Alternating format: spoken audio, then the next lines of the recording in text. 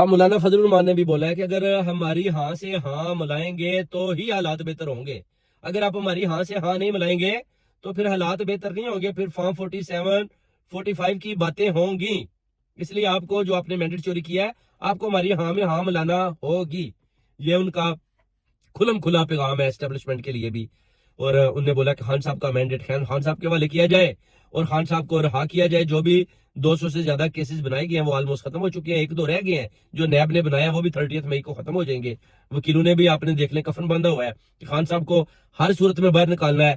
اس کے بعد وہ کہتے ہیں خان صاحب باہر آئیں گے تو انشاءاللہ تعالیٰ پھر ساری صورتحال ٹھیک ہو جائے گی، کیونکہ نواز شریف بھی پیچھے ہٹ چکا ہے بیسیکلی۔ وہ بھی چاہتا ہے کہ اب خان صاحب جو ہے نا وہ نکل ہی آئیں، کیونکہ میں تو اکیلا جرنیلوں کا مقابلہ کر نہیں پایا، تو خان صاحب کو ہی باہر نکالتے ہیں۔ تو وہی ان کے ساتھ جو بھی ڈیلیں کرتے ہیں، کیونکہ قوم تو ان کے ساتھ ہے، میرے ساتھ تو کوئی بھی نہیں ہے۔ مریم کو بھی انہوں نے دیکھ لیا کہ یہ وزیر